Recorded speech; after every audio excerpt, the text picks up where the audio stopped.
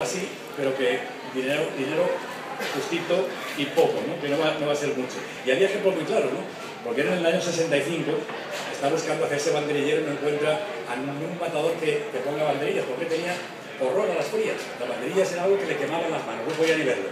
Él sabía que iba a ser un banderillero, el capote no había ningún problema, pero no encontraba un matador banderillero y se pasó 2 años, de 64 y 65, que apenas no corrió nada, ¿no? Hasta que su cuñado, Parejo, y ya se cabreó con él, le dijo: mira, Antonio, el día 8 de agosto hay una corrida de Cameno, ahí que toma antigüedad, mátala, una corrida muy seria, pero mátala o hace banderillero ya, una cosa de las dos, ¿no? Ese día la mató y acabó por la puerta grande. Y empezó a cambiar su vida. Y entonces le pusieron en la Baserrada y le prometió Livinio Street que si en otoño cortaba una oreja, le ponía el año 66 en 2 tardes en Madrid. Y qué curioso que tengo que haber cosas, una buena y una mala. La buena era con el cordobés de Felipe Bartolomé en Santa Coloma, y la no buena en aquel momento era la de Osborne, con Victoriano Valencia y con Fermín Murillo, ¿no? Bueno, pues ahí estaba el secreto, ¿no? Estaba el secreto, por tanto, la suerte estaba otra vez con él, triunfa, Toro Blanco, la historia del Toro Blanco, ese año corta 8 orejas en Madrid, es el año en que el cordobés está cobrando 1 millón de pesetas, que es una barbaridad, cuando en esa época un piso en la Castellana de 200 kilómetros valía 800.000 pesetas, ¿no? El cordobés cobra 1 millón, cordobés resulta que tiene un percance, y Manuel Chopera dice: Antonio, vas a ocupar el puesto de cordobés a 1 millón, milagro, en una serie de corridas. La letra pequeña del contrato, por el de arriba lo decía. Primera fue Jesús, brazo partido, se acabó la historia. Luego siempre pasó lo mismo. Cuando estaba un toro aparecían 2, volvía a triunfar, pero nunca había una reacción. Bueno, lo he dicho antes, para mí era la persona más inteligente que he conocido.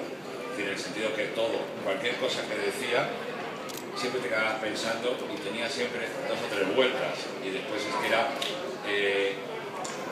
alguien con el que estar, pasar un rato con él, era extraordinario, porque aprendías de toros y de la vida. Y además, siempre hablando de toros con él, que daba un poco de vergüenza hablar de toros con él, ¿no? Yo le preguntaba, tampoco te enseñaba, pero sin humillarte, que eso es tan difícil, sin decirte: no, pero el toro de repente, la tercera Verónica, no, te lo contaba de una forma que tú lo aprendías. Yo aprendí mucho de toros con él, hablando con él, y bueno, para mí ha sido mi torero preferido, no sé, antoñetista enloquecido. La primera vez que vi a Antoñete yo tenía 7 o 8 años y lo vi en mi casa, porque estaba mirando el Dígame, y de repente sale una foto de Antoñete dando un retazo así, y pasaba mi padre por el lado, y mi padre, que también era otro raro, también me dice: ese es el bueno. Y dice: y me dijo: así que vete a verlo. Vale.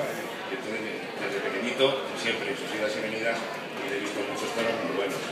Y después era un torero, que no lo sabemos, porque yo era un torero absolutamente reverenciado por los toreros. Incluso en los momentos donde no estaba toreando, estaba reverenciado. Yo me acuerdo cuando volvió la segunda vez, cuando volvió aquí en el 82, que había que había una revolución montada en los toreros, que vuelva el teniente, que vuelva el teniente, que vuelva el teniente. Y entonces ya llevaba aquí casi 10 años sin torear aquí. Ha sido un personaje excepcional, todo lo que digamos de él se queda corto, y no sé, yo lo he sentido como una gran pérdida. Y luego pues siempre quedaba Bilbao, pedía la merluza. Pero un día fuimos a otro restaurante y pidió merluza, y le sirvieron, y él le pareció que era pescadilla. Y no quería, y digo: ya no, camarero, si es pescadilla, esto es pescadilla. Y vino el camarero, un poquito listo, y le dijo: maestro, no, esto es merluza. Y dice: a lo mejor es que no tiene mucha costumbre de comer merluza, y también lo ha tenido el otro, ¿no? Y no se da cuenta que esto es merluza y no es pescadilla. Y dice: mira, justamente tienes razón, yo tengo más costumbre de comer pescadilla, y por eso sé que esto no es merluza. Claro, no te lo quería ofender, diciendo que usted a lo mejor no tomo mucha merluza y de eso, ¿no? Dice: justamente, tienes razón, yo tengo más pescadilla que merluza, y por eso sé que esto es pescadilla, y no es merluza. Así era todos los días, es que todos los días era vivir con él.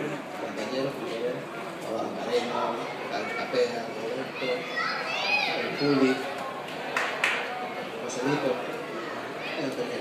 Empezamos a comer a las 2 de la tarde y nos levantamos de mesa a las 4 de las 4 de la mañana hablando de toros, sino con un abajo, y ya alguien estaba ya bastante delicado. La conversación de toros con Antonio era extraordinaria. También tenía que estar a gusto él, ¿no?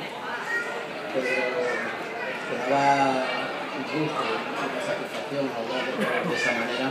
Yo por lo menos, cuando pensaba en muchas cosas como él, me enseñó muchas cosas.